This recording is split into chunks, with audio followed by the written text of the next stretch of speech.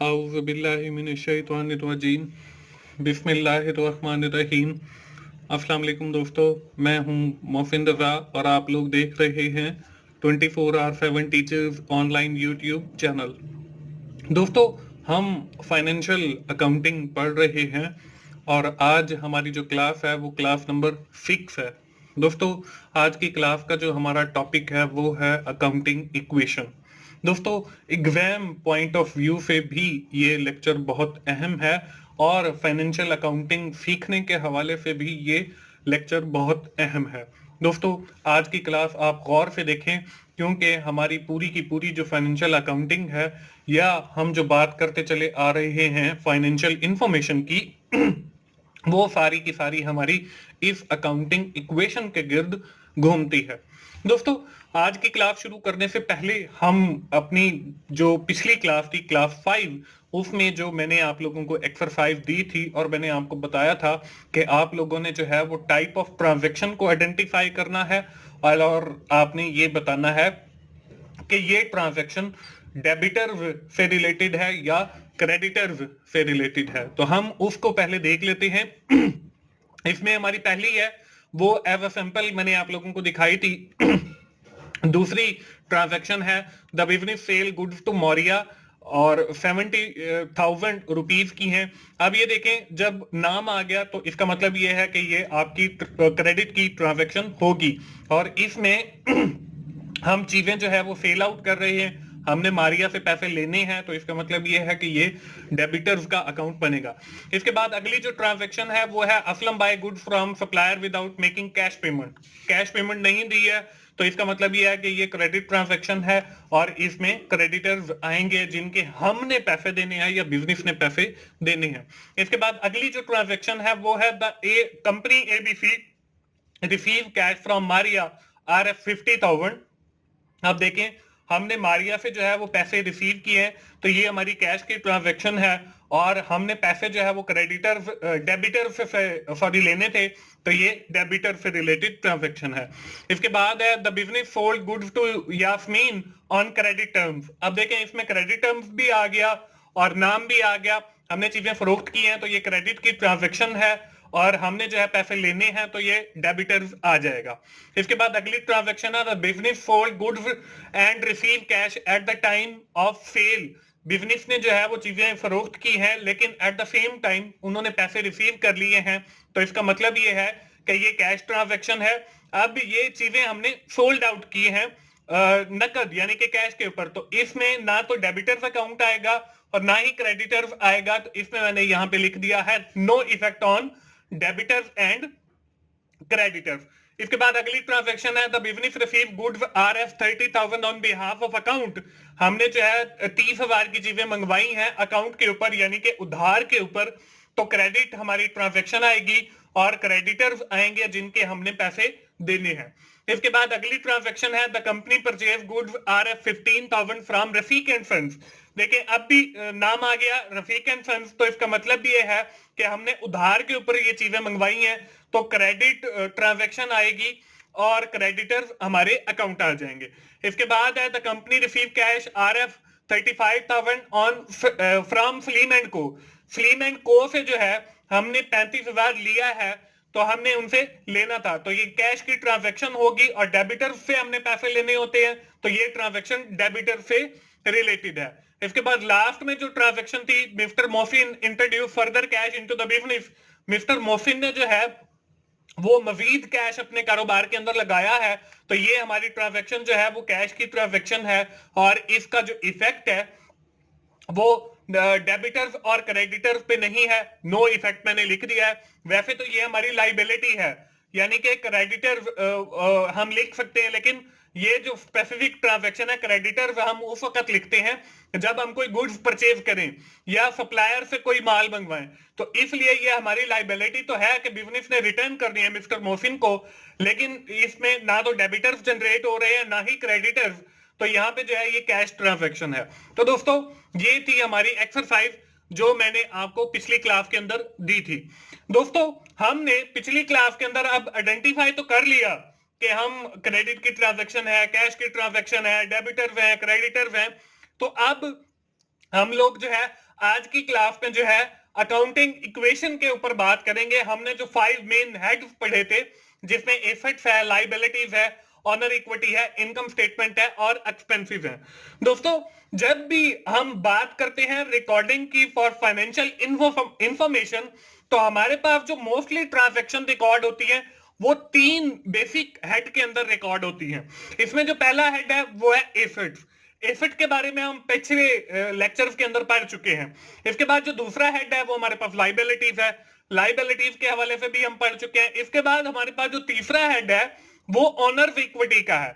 Honour equity के बारे में भी हम पढ़ चुके हैं। जब हम इन तीनों चीजों को जो है कंबाइन करते हैं, एसेट्स को, लायबिलिटीज को, ऑनर इक्विटी को, तो हमारे पास एक चीज बन जाती है जिसे हम अकाउंटिंग इक्वेशन कहते हैं। अब ये अकाउंटिंग जो इक्वेशन है, ये इक्वेशन जो है वो मैथमेटिक्स सब्जेक्ट से निकला है। इसका मतलब ये है कि दरमियान में इक्वल साइन है और उसके दोनों तरफ कुछ ना कुछ वैल्यूज हैं।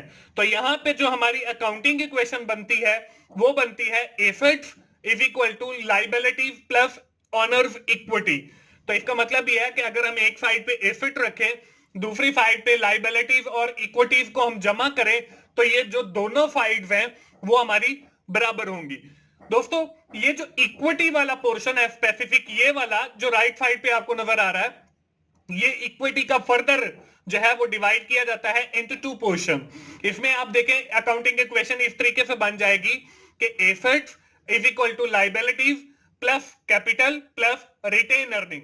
अब देखें इक्विटी के अंदर हमारा कैपिटल का पोर्शन भी होता है और उसके साथ जो हम हर साल नेट प्रॉफिट कमाते हैं, जिसको हम एज अ रिटेन अर्निंग दोबारा री इन्वेस्ट कर देते हैं, वो पोर्शन भी होता है।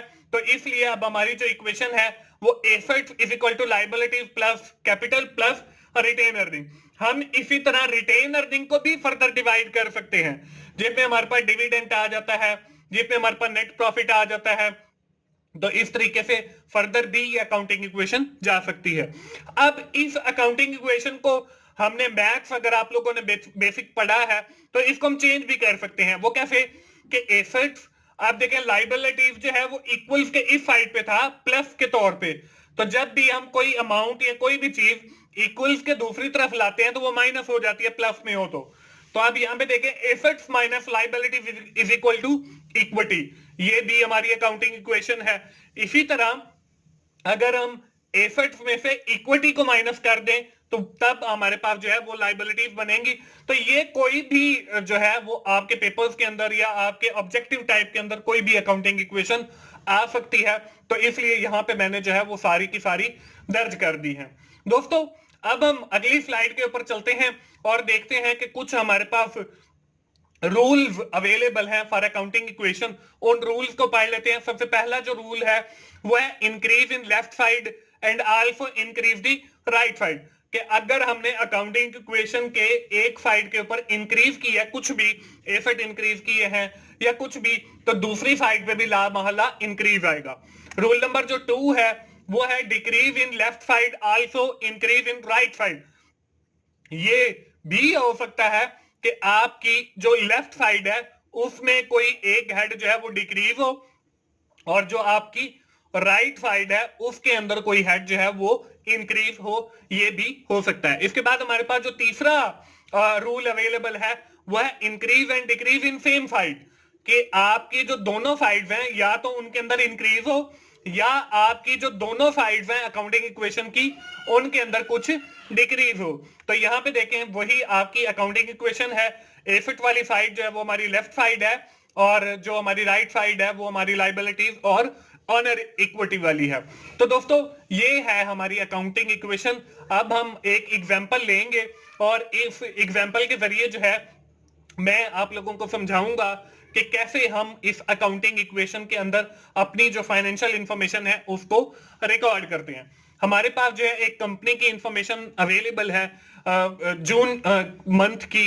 इसमें है mister Charlie started his business RS 1 lakh, 1 lakh से कारोबार शुरू किया। Purchase furniture 4000, purchase goods 25,000, paid transportation on goods purchase 1000, sold goods RS 1500, costing 1100, purchase goods on credit basis RS 15,000, sold goods to mister Raza on credit basis 8,000, costing 6500, receive cash from Rashid 4000, cash paid to the creditor 9000, और इसके बाद last जो transaction है वो है paid rent salaries for the month RF 4000। ये दोस्तों हमारे पास कुछ ट्रांजैक्शंस अवेलेबल हैं। अब हमने क्या करना है, अब हमने इस फाइनेंशियल इंफॉर्मेशन को अकाउंटिंग इक्वेशन के अंदर एंटर करना है। कैसे करते हैं, हम अगली स्लाइड के ऊपर जो है आपको इसका सोल्यूशन दिखाता हूं। एक एक ट्रांजैक्शन जो है आप लोगों के साथ शेयर करूंगा।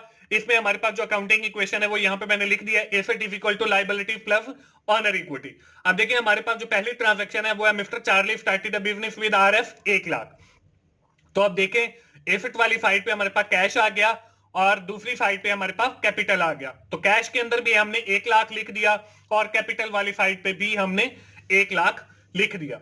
इसके बाद हमारी दूसरी ट्रांजैक्शन है जो कि 5 जून को है, परचेज फर्नीचर RF 4000। अब देखें फर्नीचर जो है वो हमारे पास एसेट है, तो वो एसेट वाली साइड पे लिखा जाएगा। देखें यहाँ पे मैंने फर्नीचर लिखा है और 4000 है, तो ये हमने कैश पे किया तो कैश से कम हो जाएगा। तो यहाँ पे फर्नीचर के अंदर 4000 लिखा और कैश से 4000 माइनस किया, तो यहाँ पे देखें अब 1 लाख में से 4000 निकालेंगे तो हमारे पास बाकी जो बैलेंस है वो 96,000 बच जाएगा।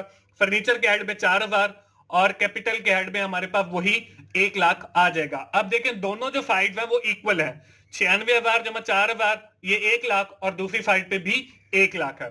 इसी तरह अब हमारे पास अगली जो ट्रांजैक्शन है वो है हमारे पास परचेज गुड्स फॉर RF 25,000। अब देखें गुड्स भी जो है हमारे पास एसेट्स होती हैं, तो हमने यहाँ पे गुड्स का एक नया हेड बनाया और उसके अंदर जो है वो 25,000 यहाँ पे जमा किया और 25,000 जो है वो कैश से माइनस किया। तो यहाँ पे हमारे पास हम जब आगे बैलेंस करेंगे तो 96,000 में से जब हमने 25,000 निकाला वो हमारे पास 71,000 बच गया।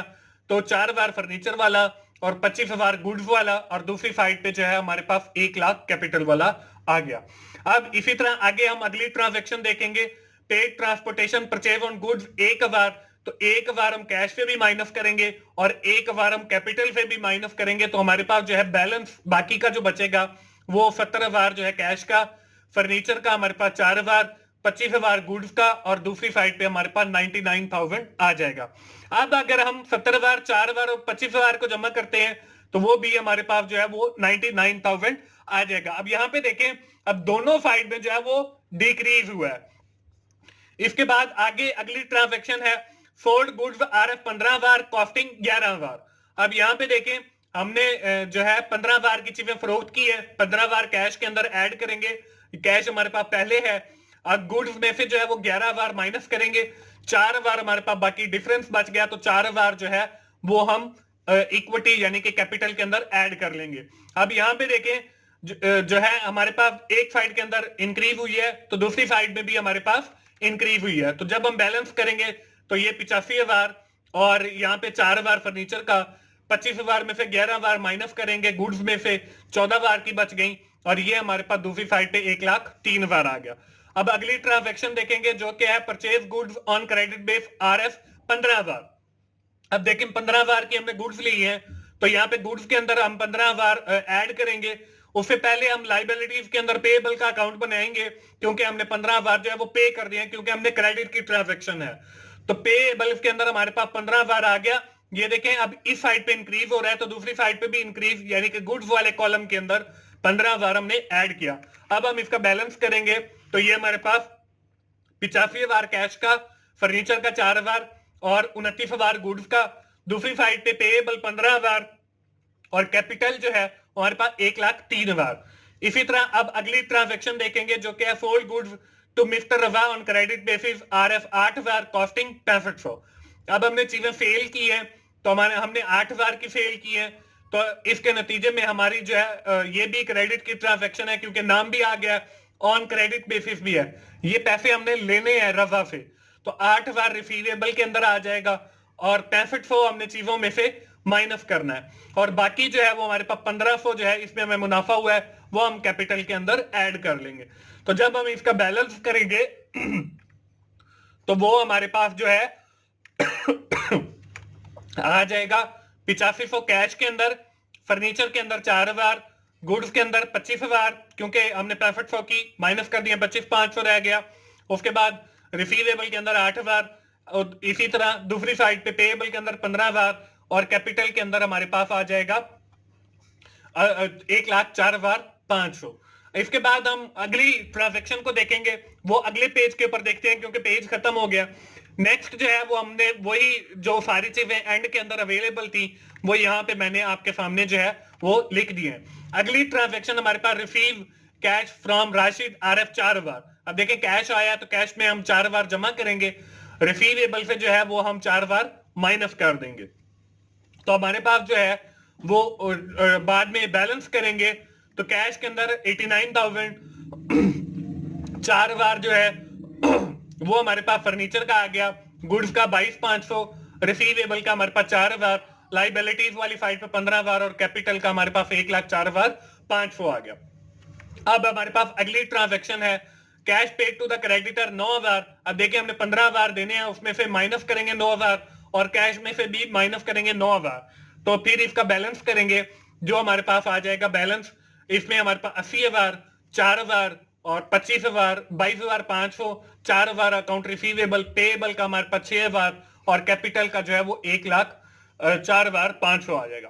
तो इस तरीके से दोस्तों हमारी जो ट्रांजैक्शन है वो होती चली जाएंगी।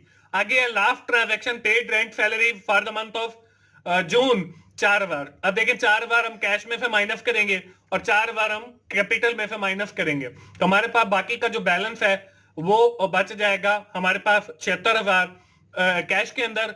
इसी तरह फर्नीचर का 4,000, गुड्स का 22,500, रिसीवेबल का 4,000 और लाइबिलिटीज के अंदर 6,000 हमने देना है और कैपिटल के अंदर 1,05,000 बच जाएगा। हमारी सारी ट्रांजैक्शन जो है वो कंप्लीट हो गई है। अब हम दोनों साइड का अगर टोटल करते हैं यानी कि 76,000, 4,000, 22,500 और 4,000 का, तो ये हमारे पास जो है टोटल बन जाता है 1,06,500। इसी तरह अगर हम दूसरी साइड का टोटल करते हैं तो वो भी हमारे पास 1,06,500 बनता है। तो ये हमारी जो इक्वेशन है ये इक्वल आई है और ये इक्वल आनी चाहिए। दोस्तों ये थी हमारी अकाउंटिंग इक्वेशन। आज की क्लास में मुझे उम्मीद है कि आप लोगों को अकाउंटिंग इक्वेशन की समझ आ गई होगी। दोस्तों आज की क्लास खत्म करने से पहले अब बारी आती है आपकी एक्सरसाइज की। एक्सरसाइज जो है वो आपके स्क्रीन के ऊपर आप लोगों को नजर आ रही है। मुख्तलिफ आपको ट्रांजैक्शंस दी गई हैं और आपने इसमें करना क्या है, tell the increase and decrease in the assets, liabilities, income and expenses. आपने ये बताने हैं कि इसके अंदर कहां पे इंक्रीज आया है, कहां पे डिक्रीज आया। Also enter the financial information into the accounting equation, और फिर आपने वो इंफॉर्मेशन जो है अकाउंटिंग इक्वेशन में भी एंटर करके दिखानी है जैसे मैंने आपको दिखाई। यहाँ पे एग्जांपल नजर आ रही है, स्टार्ट बिजनेस ऑन कैश 1,00,000। अब देखिए हमारा एसेट इंक्रीज हुआ है और इंक्रीज इक्विटी या यहाँ पे इंक्रीज लाइबिलिटी भी आ सकता है। तो इस तरीके से आपने इसको सॉल्व करना है। दोस्तों ये थी हमारी आज की क्लास। आज की क्लास खत्म करने से पहले हम क्विकली समराइज कर लेते हैं कि आज की क्लास में क्या पढ़ा है। आज की क्लास के अंदर दोस्तों हमने बात की अकाउंटिंग इक्वेशन की। मैंने आपको मुख्तलिफ अकाउंटिंग इक्वेशंस दिखाई, उसको जो है इधर उधर चेंज करके भी दिखाया। उम्मीद है आप लोगों को अकाउंटिंग इक्वेशन की समझ आ गई होगी। दोस्तों आखिर में मैं फिर यही कहूंगा कि अगर आपको मेरी वीडियोस अच्छी लग रही हैं तो आप उन्हें लाइक कीजिए, अपने दोस्तों के साथ शेयर करें, कमेंट जरूर किया करें। दोस्तों मिलते हैं अगली फाइनेंशियल अकाउंटिंग की क्लास में। उस वक्त तक के लिए अल्लाह हाफिज।